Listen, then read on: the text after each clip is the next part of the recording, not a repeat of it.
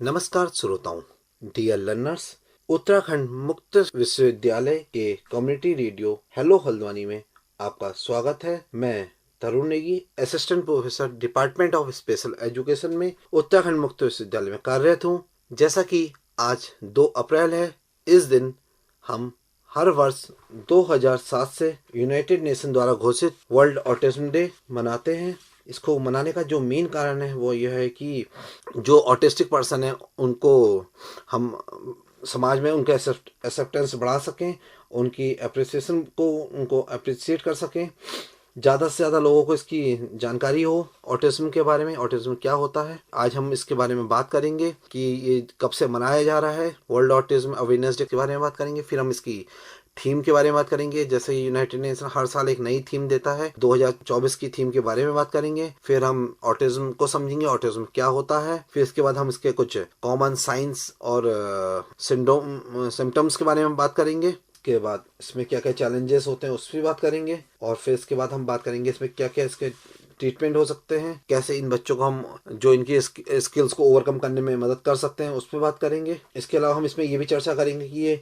इसको मनाने का कारण क्या है, आखिर क्यों हम इस चीज़ को सेलिब्रेट करते हैं। इसके अलावा कुछ नोन पर्सनैलिटीज़ हैं, काफ़ी नोन पर्सनैलिटीज़ हैं जो एक समय जब इतनी रिसर्च नहीं होती ऑटिज्म के बारे में, लोगों को जानकारी नहीं थी, उस समय जो आज की स्टडी है तो उस हिसाब से लगता है कि वो भी ऑटिज्म स्पेक्ट्रम से ग्रसित रहे थे। ऑटिज्म जो है, ऑटिज्म को हम वैसे ASD भी कहते हैं, ऑटिस्टिक स्पेक्ट्रम डिसऑर्डर भी कहते हैं। इसको ऑटिस्टिक ASD शॉर्ट में कहते हैं, इसको ऑटिस्टिक स्पेक्ट्रम डिसऑर्डर भी कहते हैं। जैसा कि मैंने आपको बता ही चुका हूँ कि हर वर्ष 2007 में 2 अप्रैल को world autism awareness day celebrate करने के लिए घोषणा हुई थी। तब से ही पूरे विश्व भर में 2 अप्रैल को ऑटिज्म डे मनाया जाता है। जो इसका मेन वो था कि इनके अधिकार हैं और जो इनकी एक्सेप्टेंस है उसको ज़्यादा से ज़्यादा समाज सोसाइटी में बढ़ाया जा सके। जो इनका कंट्रीब्यूशन है समाज के लिए उसको ज़्यादा से ज़्यादा बढ़ाया जा सके, लोगों में इसके प्रति अवेयरनेस हो सके। ये ऑटिज्म क्या चीज़ है, ये एक डिसऑर्डर है, क्या चीज़ है, इसके बारे में बताया जा सके। और इसके क्या क्या सिम्टम्स होते हैं, क्या क्या ऐसी थेरेपीज़ हैं, क्या क्या ऐसे काउंसलिंग की मदद से, थेरेपीज़ की मदद से क्या क्या ऐसी इनके राइट्स हैं उसके बारे में, और क्या क्या इनको ट्रीटमेंट देना चाहिए उसके बारे में अवेयरनेस बढ़ाने के लिए हम हर वर्ष पूरे विश्व भर में मनाया जाता है। जो एक स्टडी हुई है उसमें पाया गया कि 100 में से एक बच्चा जो होता है वो ऑटिस्टिक हो सकता है, इसके चांसेस हैं। जो एक स्टडी हुई है उसमें आज 17 साल हो गए हैं हमें 2007 से वर्ल्ड ऑटिज्म डे मनाते मनाते। जो हम स्टार्टिंग में कई वर्षों तक तो हम इसके अवेयरनेस की बात करते रहे कि ऑटिज्म के बारे में अवेयर कैसे करा जाए, लोगों को ज़्यादा से ज़्यादा लोगों को इसके बारे में बताया जा सके कि ऑटिज्म क्या होता है, कि इसमें मतलब बच्चों की एजुकेशन कैसे होगी, इन बच्चों की जो डेली लिविंग की एक्टिविटीज़ हैं वो कैसे होंगी, कैसे इनके fine motor skills, gross motor skills हैं वो कैसे डेवलप होंगे, और कैसे जो इनको डेली लिविंग की एक्टिविटीज़ में जैसे ये सोशल इंटरेक्शन नहीं करते हैं और जैसे इनका कुछ रिस्ट्रिक्टिव बिहेवियर होता है उस पर कैसे काम करा जाए, इस पर ही चर्चा होते रही कई वर्षों तक। इसके अलावा जो इनको कम्युनिकेशन में चैलेंजेस होते थे उस पर चर्चा हुई कई वर्षों तक। उसके अलावा अब जो इसमें आगे बढ़ते हुए अब 17 सालों बाद इसमें क्या हुआ है, अब इनको प्रमोट करा जा रहा है। प्रमोटिंग क्या की हो रही है, acceptance and appreciation of autistic people and their contribution to society. इनका जो सोसाइटी में जो इनका कंट्रीब्यूशन है और जो इनके एक्सेप्टेंस है उसको बढ़ाया कैसे जाए, कैसे इनके लिए इंक्लूसिव सेटअप तैयार करा जाए, इस पर चर्चा हो रही है। चलिए अब बात करते हैं इस साल का जो थीम है। इस साल का जो यूनाइटेड नेशन ने थीम दिया है वो है moving from serving to thriving. पहले क्या था, पहले जैसे मैंने आपको बताया कि इनको अवेयर करा जाता था कि क्या ऑटिज्म क्या होता है। अब क्या है, पहले क्या था ऑटिज्म के बारे में जो था कि ऑटिज्म से कैसे निपटा जाए, इस वजह में चर्चा होती थी कि कैसे इन बच्चों के उस पर करा जाए। अब क्या है, अब हमारा जो ध्यान केंद्रित हो रहा है, ऐसा वातावरण बनाने पर ध्यान केंद्रित करना है, हमें जोर देना है, महत्व पे जोर देना है जो जिसमें ऑटिज्म पीपल आराम से सरवाइव कर सके और वो आराम से इजीली अपने वर्क कर सके। उनको हमें ऐसा सिस्टम प्रोवाइड करना है जिससे वो क्वालिटी एजुकेशन ले सकें। उसके साथ साथ उनको हेल्थ सपोर्ट देना, मेंटली हेल्थ सपोर्ट देना है, एम्प्लॉयमेंट में सपोर्ट करना है, उस पर बात करी गई है। चलिए अब बात करते हैं जो इस साल का थीम मैंने बताया आपको, moving from serving to thriving. इसमें हम इनको क्या क्या किस चीज इंश्योर कर सकते हैं, किस किस चीज़ की एक्सेस के लिए। Early diagnose and early intervention. Early intervention program क्या होता है, इसके बारे में मैंने पुरानी अपनी जो रेडियो थी उसमें टॉक में भी चर्चा करी थी, जब हमने वर्ल्ड डाउन सिंड्रोम डे के बारे में बात करी थी, तब भी हमने विस्तार से बात कर दी अर्ली इंटरवेंशन के बारे में। अर्ली इंटरवेंशन प्रोग्राम क्या होता है, जो ये क्या होता है, ये जो ऑटिस्टिक पीपल होता है, अगर 2 से 3 साल की उम्र में माँ बाप को अगर बच्चों को अर्ली डायग्नोस हो सके, 2 से 3 वर्ष के की एज में बच्चे में अगर कुछ ऐसे सिम्टम्स है वो माँ बाप को दिखते हैं, तो उसमें क्या है, जो एक टीम होती है पूरी, इसमें पूरी टीम वर्क की तरह काम करा जाता है उस बच्चे में। अगर 2 से 3 साल की उसमें पता चल सके तो जो ऑटिस्टिक बच्चा है उसके लिए बहुत इंप्रूवमेंट उस एज पे करा जा सकता है, क्योंकि वो बहुत अर्ली स्टेज होती है, वो डेवलपमेंट की स्टेज होती है। उस स्टेज में अगर उस पर काम करा जाए तो बहुत कुछ अच्छे रिजल्ट हमें मिल सकते हैं। तो इसमें कौन कौन सी टीम काम करती है, इसमें अगर बच्चे को कम्युनिकेशन से रिलेटेड मदद चाहिए तो उसके लिए हमारे पास ऑडियोलॉजिस्ट रहते हैं, स्पीच थेरेपिस्ट रहते हैं। उसके अलावा अगर बच्चे को सेंसरी इश्यूज हैं तो उसके लिए हमारे पास ऑक्यूपेशनल थेरेपिस्ट रहते हैं। अगर बच्चे को किसी भी तरह का कुछ फिजियोथेरेपिस्ट की जरूरत है तो वो उसकी भी रहती है। और बच्चे का जैसे हमने बात करी थी, सोशल इंटरेक्शन नहीं होता है, सोशल कम्युनिकेशन नहीं करता बच्चा, डरा डरा रहता है, अकेला रहना पसंद करता है, तो उसके लिए क्या रहता है इसमें, उसके लिए काउंसलर्स रहते हैं, काउंसलिंग करते हैं, उनकी फैमिली काउंसलिंग होती है, बच्चे की इंडिविजुअल काउंसलिंग भी करते हैं। कम ऐसे ही ये सब सुविधाएं बच्चों को, ये पूरा पैनल मिल जाए अगर बच्चे को, तो बच्चा क्या है इससे बहुत जल्दी इंप्रूव कर सकता है। इसके अलावा हमें इनको क्वालिटी एजुकेशन देनी है, उससे क्या हो सकेगा, इनकी एक्सेस बढ़ सकेगी समाज में। जो हमारा थीम है वो इसी पे जोर दे रहा है कि हम अभी इनकी अवेयरनेस से ज़्यादा इस चीज़ पे जोर दें। Quality education, inclusive education settings that cater to individuals needs are crucial for success. हम इनको इंक्लूसिव सेटअप दें। इंक्लूसिव सेटअप क्या होता है, इंक्लूसिव सेटअप एक ऐसा सेटअप है जिसमें हम बिना किसी भेदभाव के एक ही छत के नीचे सभी बच्चों को पढ़ा सकें, चाहे वो चिल्ड्रन विद स्पेशल नीड है, चाहे वो नॉर्मल बच्चे हैं। तो हम दोनों बच्चों को एक ही छत के नीचे एक ही साथ, हमें इन बच्चों के लिए कुछ इंक्लूसिव सेटअप में चेंजेस करने पड़ते हैं, इन बच्चों को सिखाने के लिए कुछ एक्स्ट्रा एफर्ट्स करने पड़ते हैं, तो वो हम उसमें करके सब बच्चे उसमें एक ही छत के नीचे एक ही साथ पढ़ते हैं, एक ही क्लास में। तो इससे क्या है, हम इनको हर तरह की एक्सेस दे सकते हैं। इसमें ऐसा नहीं है कि ऑटिस्टिक बच्चा है तो उसको स्पेशल स्कूल में पढ़े, वो क्यों पढ़ेगा। अगर हम इंक्लूसिव सेटअप दे सकते हैं तो दोनों बच्चे एक साथ पढ़ सकते हैं, तो उसमें इंक्लूसिव सेटअप है। इसलिए जो हमारे न्यू एजुकेशन पॉलिसी थी उसमें भी बच्चों के इंक्लूसिव एजुकेशन पे बहुत ज़्यादा जोर दिया गया है। अब क्या है, इसके साथ साथ जब बच्चा पढ़ भी लेगा, उसका डायग्नोज भी हो गया अगर बच्चे का सही टाइम पे, और उसको क्वालिटी एजुकेशन भी मिल गई, तो क्या है उसके बाद वो अपने एम्प्लॉयमेंट पे जोर देगा। तो हमें क्या करना है, उस बच्चे की हिसाब से हमें उसको एम्प्लॉयमेंट देना है, ताकि जब वो बड़ा हो जाए 18 से 20 22 25 साल का हो जाए, तो उसको क्या है, हमें इसको वोकेशनल ट्रेनिंग पे जोर देना। वोकेशनल ट्रेनिंग ऐसी ट्रेनिंग जिससे बच्चा इकोनॉमिकली इंडिपेंडेंट बन जाए, आने वाले समय में वो खुद रह सके, मतलब वो इंडिपेंडेंट हो जाए, इस पे हमें जोर देना है। इसके अलावा हमें उनको मेंटल हेल्थ सपोर्ट देना है।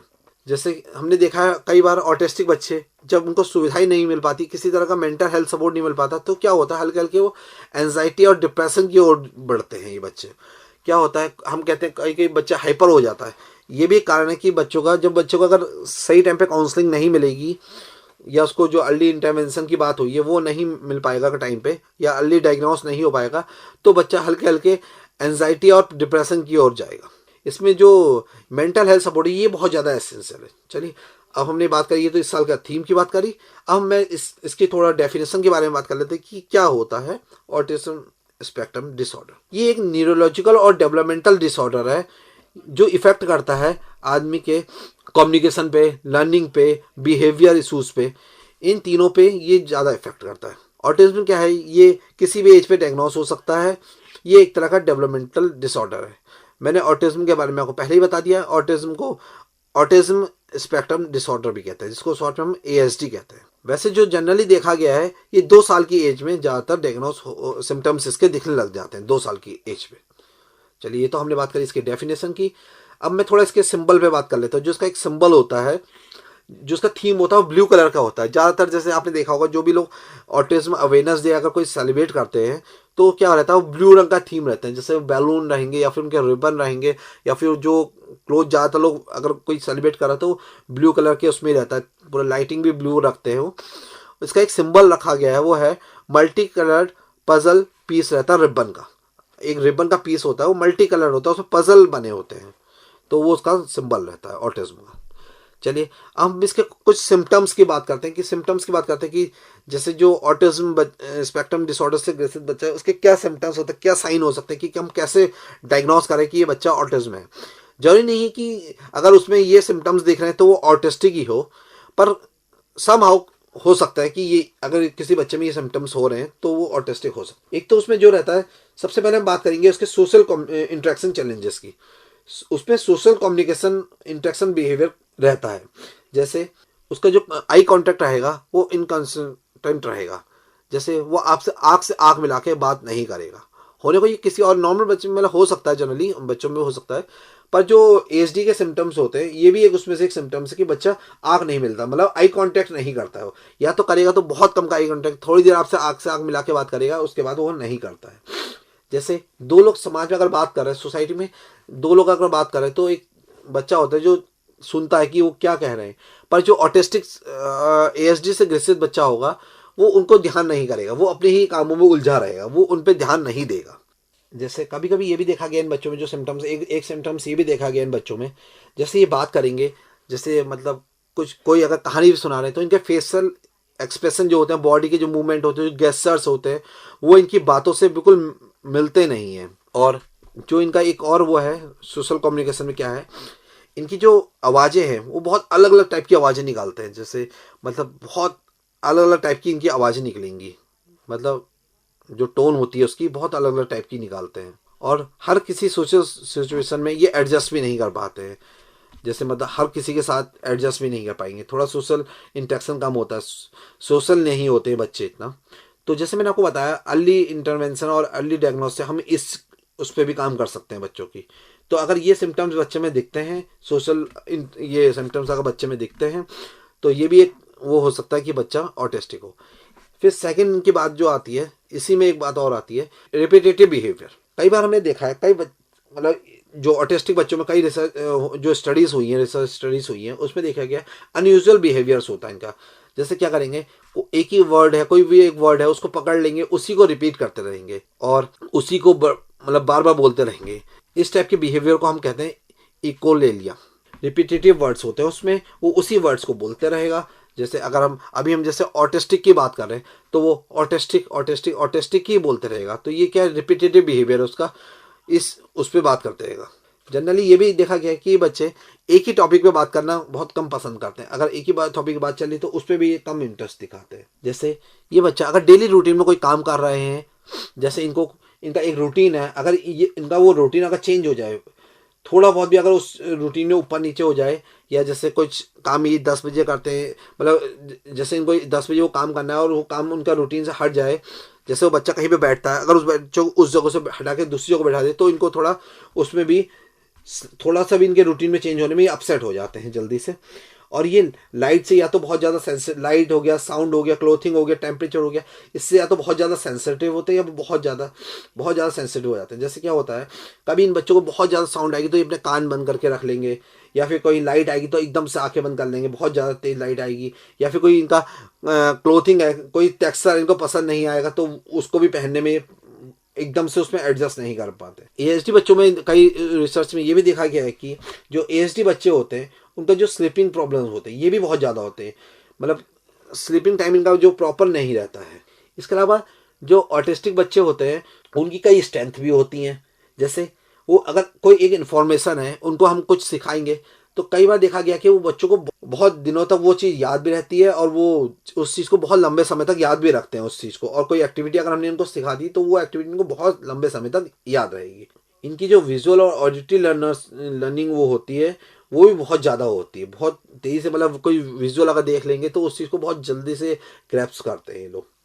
चलिए अब इनकी बात करते हैं, कम्युनिकेशन चैलेंजेस क्या क्या रहते हैं, क्या क्या इनके वो रहते हैं, इस पर बात करते हैं। एक तो इनके स्पीच डिले रहता है, और इनमें जो अपने वर्ड्स को एक्सप्रेस करने का वो रहता है, वो भी इसमें डिफिकल्टी रहती है। एक्सप्रेसिंग अपनी बातों को कहने, मतलब अपनी जो बात है प्रॉपर कहने का वो रहता है, वो भी प्रॉपर तरीके से नहीं कह पाते हैं। स्पीच डिले में क्या होता है, स्पीच डिले पे बात करते हैं पहले हम। जैसे स्पीच डिले में क्या होता है, जैसे नॉर्मली जो बच्चा होता है माँ पा बा, कुछ जो दो दो लेटर के वर्ड्स होते हैं, माँ पा, इस टाइप के जो वर्ड्स होते हैं, उनको 1 से 1.5 2 साल में बोलना शुरू कर लेता है, मतलब उसको शुरू कर लेता है। पर जो ऑटिस्टिक बच्चा होता है उसको ये सब करने में भी बहुत टाइम लगता है। मतलब नॉर्मल बच्चों को, उसमें चिल्ड्रन स्पेस, ये ऑटिस्टिक बच्चों को 3 से 4 साल का समय कई बार देखा गया लग जाता है, और उसके बाद भी वो सेंटेंस को पूरी तरह से नहीं बोल पाते हैं। और जैसे हमने अभी बात करी थी रिपीटेटिव वर्ड्स और रिपीटेटिव फ्रेज की, वो भी ये, जैसे कहीं से ना कोई वर्ड्स या कोई सेंटेंस सुन लिया तो उसको कई बार ये दोहराते रहते हैं। जैसे जो ये बच्चे रहते हैं, एसडी वाले बच्चे रहते हैं, एसडी से कैसे, इनका क्या रहता है, ये अपनी बात को क्लियरली कह नहीं पाते हैं। मतलब जो ये अपने एक्सप्रेस करना चाहते हैं वर्बली, उसको बोल नहीं पाते हैं। ये चीज़ों को जैसे हम लोग कहते हैं, मतलब पॉइंटिंग या फिर गेस्चर्स या फिर नॉन वर्बली इशारों में, गेस्चर्स इशारों से ये चीज़ों को कहते हैं। कई बार ये इस वजह से फ्रस्ट्रेटेड भी हो जाते हैं कम्युनिकेट करते करते, जब ये अपने गेस्चर्स या पॉइंटिंग या फिर मतलब नॉन वर्बली मतलब बता नहीं पाते चीज़ों को। इनको क्या रहता है, नॉन वर्बल कम्युनिकेशन में भी इनको स्ट्रगल रहता है, उसमें भी ये बात नहीं कर पाते। नॉन, जैसे मैंने बताया आपको कि इनके जो बॉडी लैंग्वेज है, फेशियल एक्सप्रेशन है, गेस्चर्स हैं, उसका भी प्रॉपरली यूज़ नहीं कर पाते हैं।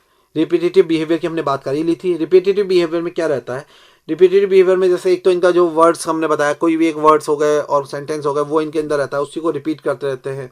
इसके अलावा कई बार इनका क्या रहता है, कई बच्चों में देखा गया है, जैसे हैंड की फ्लैपिंग हो गया, फिंगर फ्लिपिंग हो गया, और इसके अलावा जंपिंग हो गया। तो ये क्या रहता है, ये अपनी जो इनकी अपने कंफर्ट के लिए, अपने सेंस को काम करने के लिए ये लोग ऐसी एक्टिविटी करते हैं, कई बार देखा गया है। कई बार ये भी रहा है इन बच्चों को किसी चीज़ में बहुत ज़्यादा इंटरेस्ट है तो उसमें ये लोग बहुत अपना टाइम भी स्पेंड करते हैं, अच्छा टाइम स्पेंड करते हैं। अब इनके सेंसिटिविटीज पे उस पर बात करते हैं। जैसे हमने बात करी थी कि जो ये ऑटिस्टिक इंडिविजुअल्स होते हैं, इनको सेंसरी उससे प्रॉब्लम होती है कई बार। जैसे हमने बात करी थी साउंड से, कई बार बहुत ज़्यादा तेज़ साउंड से बच्चे क्या करते हैं, कान बंद कर लेते हैं। इनको साउंड से बहुत ज़्यादा प्रॉब्लम होती है तो कान कर लेते हैं। और कुछ क्लोथ ऐसे होते हैं जिसका टेक्सचर इनको वो नहीं रहता है, इनको पसंद नहीं आता, तो उसको ये वेयर करने में बहुत ज़्यादा वो करते हैं। चलिए, ये तो हमने इसके सिम्टम्स की बात कर ली। अब हम बात करते हैं, जैसे हम ऑटिस्टिक के बारे में आपको पता ही है कि ये एक लाइफ लॉन्ग कंडीशन है जो चलते रहती है लाइफ के साथ साथ। अगर हम अर्ली डायग्नोस और इंटरवेंशन बच्चों को दें, ये इनकी जो स्किल्स है और ये इंडिपेंडेंट बन सकते हैं। जैसे हमने बताया कि इनको क्या क्या चीज़ों की ज़रूरत होती है, उससे ये अपने स्वरोजगार भी कर सकते हैं, रोजगार की ओर भी बढ़ सकते हैं। अब मैंने आपसे बताया था कि हम इनके ट्रीटमेंट पे भी बात करेंगे कि क्या क्या ट्रीटमेंट हो सकता है जो हम इनको दें। एक होता है ABA थेरेपी होती है, अप्लाइड बिहेवियर एनालिसिस। ये जो थेरेपी होती है ये इनके सोशल और कम्युनिकेशन स्किल्स को डेवलप करने में काम करती है। ABA कहते हैं इसको, अप्लाइड बिहेवियर एनालिसिस। इसके अलावा इसके लिए हमारे पास साइकोलॉजिस्ट वगैरह रहते हैं, क्लिनिकल साइकोलॉजिस्ट रहते हैं, वो इसमें मदद करते हैं बच्चों की। इसके अलावा स्पीच थेरेपिस्ट हो गए, ये इनकी कम्युनिकेशन स्किल्स और लैंग्वेज डिले जो प्रॉब्लम रहती है उस पर काम करते हैं। इसके अलावा ऑक्यूपेशनल थेरेपिस्ट, ये मैंने आपको बता ही दिया, इनके डेली लिविंग स्किल्स हो गए, इनके सेंसरी इंटीग्रेशन हो गए, जैसे मैंने बताया आपको ग्रॉस मोटर स्किल्स है, फाइन मोटर स्किल्स है। जैसे ये छोटे छोटे जैसे कुछ होल्ड करना, इनको ये भी प्रॉब्लम रहती है। कई बार देखा गया ऑटिस्टिक बच्चों में कि अगर इनको होल्डिंग की प्रॉब्लम है, कोई चीज़ पकड़ नहीं पा रहे, तो उस पर जो रहता है वो ऑक्यूपेशनल थेरेपिस्ट का काम होता है। ऑक्यूपेशनल थेरेपिस्ट उस पर काम कराया जाता है। इसके अलावा जो इनको सोशल स्किल ट्रेनिंग दी जाती है कि समाज में कैसे रहना है, कैसे हमें लोगों के बीच में रहना है, उसकी ट्रेनिंग दी जाती है। इसके अलावा अगर मेडिसिन की ज़रूरत है उसके लिए हमारे पास डॉक्टर्स वगैरह, केयर टेकर्स वगैरह पूरे रहते हैं। अब एक हम जो बात करते हैं, जो आज हम ये डे सेलिब्रेट करते हैं, इसको सेलिब्रेट करने का जो मेन वो है वो क्या रहता है, मेन कारण इसमें जो मेन हमारा वो रहता है कि एक तो हमारा जो सबसे पहले से चला आ रहा है कि अवेयरनेस बढ़ाना। ये तो हम कई सालों से चले आ रहे हैं कि पीपल को हमें इसके बारे में, ASD के बारे में अवेयर करना है कि क्या चीज़ होती है, इनके लिए इंक्लूसिव इन्वायरमेंट कैसे हम वो करा जाए, ऑटिस्टिक इनकी फैमिली के लिए या फिर इंडिविजुअल्स के लिए कैसे इंक्लूसिव सेटअप बनाया जाए। इसके अलावा जो समाज में मिसकंसेप्शन है इनके बारे में, उसके बारे में वो करा जाए, समाज में बताया जाए कि जो डिस्क्रिमिनेशन इनके साथ होता है उसके बारे में लोगों को बताया जाए। इनके जो राइट्स हैं, मेन है इसमें एडवोकेटिंग फॉर इट्स राइट्स, इनकी जो एडवोकेसी है उस पर बात करी जाए। उससे हम क्या है, इनको बहुत अच्छा सपोर्ट कर सकते हैं, हर तरह की सर्विस प्रोवाइड कर सकते हैं, एक्सेस, इनको एजुकेशन दे सकते हैं, अच्छी क्वालिटी एजुकेशन दे सकते हैं, एम्प्लॉयमेंट दे सकते हैं, हेल्थ केयर फैसिलिटीज़ हम इनको दे सकते हैं। इनकी अगर हम राइट्स की बात करें, जो ऑटिस्टिक बच्चा होता है वो एक यूनिक टैलेंट के साथ पैदा होता है। अभी इसके इनकी जो कई मैंने कहा था आपसे पर्सनैलिटी हैं, उनके बारे में हम बात करेंगे। कई ऐसे महान वो रहे हैं जिनको, जिनकी स्ट्रेंथ पे काम करा, उनकी स्किल्स पे काम करा गया, तो आज वो उन्होंने सोसाइटी के लिए बहुत कंट्रीब्यूशन करा है। चलिए अब हम बात करते हैं उन रिनोल्ड पर्सनैलिटीज़ के बारे में, जो बहुत फेमस पर्सनैलिटीज़ हैं उनके बारे में बात करते हैं। कई लोगों के तो आपने नाम भी सुने होंगे। एंथोनी हॉपकिंस हैं, जो फेमस एक्टर एंड डायरेक्टर रहे हैं। डैन एक्रॉयड रहे हैं, जो हॉलीवुड की मूवीज डायरेक्ट करते हैं, इसके अलावा एक्टर भी रहे हैं। चार्ल्स डेविन का नाम सुना ही होगा आपने, नेचुरलिस्ट और बायोलॉजिस्ट रहे हैं। इनका क्या था, उस समय इतना ऑटिज्म पे काम भी नहीं हुआ था और उतना पता भी नहीं था, तो जो आज रिसर्च हुई है तो उसमें पता चला कि हो सकता है इनमें सम सॉर्ट ऑफ ऑटिस्टिक के वो सिम्टम्स थे। जैसे इनका क्या था, चार्ल्स डेविन के बारे में जो पता चला था कि इनका सोशल इंटरेक्शन इतना ज़्यादा नहीं था, और जो कम्युनिकेशन भी करते वो रिटर्न फॉर्म में ज़्यादा करते थे, लिख के करते थे, तो हो सकता है। इसके अलावा एल्बर्ट आइंस्टाइन के बारे में आपने सुना होगा, जो साइंटिस्ट और मैथमेटिशियन रहे। न्यूटन के बारे में, निकोला टेस्ला के बारे में क्या था, ये सेंसिटिव थे लाइट और साउंड के प्रति। और इसके अलावा लियोनार्डो डा विंसी, जो फेमस सभी को पता है आर्टिस्ट रहे थे, बहुत फेमस। इसके अलावा लियोनो मैसी ने तो कई बार बताई भी ये चीज़ कई जगहों पे प्रेस कॉन्फ्रेंस वगैरह में कि वो खुद एएसडी से ग्रसित रहे थे बचपन में। अगर इनको जैसे इनको सही समय पे डायग्नोस मिला, अर्ली इंटरवेंशन मिला, उसकी मदद से इन्होंने अपनी स्किल्स को उभारा और आज ये इतने नोन पर्सनैलिटीज़ बने। ऐसे ही अगर समाज में हर एएसडी बच्चों को इस टाइप की सर्विस प्रोवाइड करी जाए तो उनमें जो उनका टैलेंट है वो कहीं ना कहीं बहुत आगे निकलेंगे। सरकार ने कई स्कीम्स इन बच्चों के लिए चाहिए, जैसे ये बच्चे आपने देखा होगा स्पेशल ओलंपिक्स हो रहे हैं इन बच्चों के लिए, तो कई बच्चे स्पेशल ओलंपिक्स में अच्छा निकल रहे हैं, कई बच्चे इसके अलावा म्यूजिकल इंस्ट्रूमेंट अच्छे बजाते हैं एएसडी से ग्रसित बच्चे। इसके अलावा कई बच्चे एकेडमिक उसमें भी अच्छे निकल रहे हैं। तो हमारी कोशिश यही है समाज में ज़्यादा से ज़्यादा अवेयर कर सकें, इसलिए हम आज का ये दिन है जो वर्ल्ड ऑटिज्म अवेयरनेस डे तो मनाते हैं पूरे विश्व भर में, कि ज़्यादा से ज़्यादा हम लोगों को अवेयर कर सकें। आशा करता हूँ आपको मेरी ये टॉक अच्छी लगी होगी। नेक्स्ट टाइम आप मुझे कमेंट करके बताइएगा, किसी और टॉपिक पे चर्चा करेंगे। धन्यवाद।